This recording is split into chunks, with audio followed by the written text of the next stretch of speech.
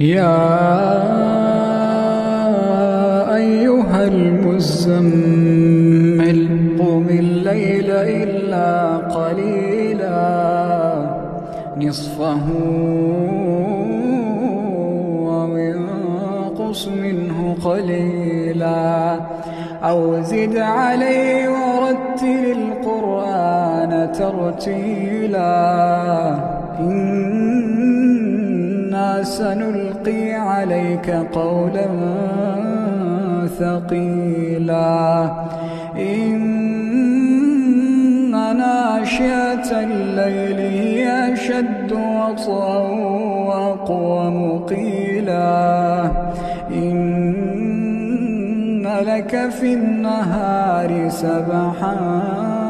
طويلا واذكر اسم ربك وتبتل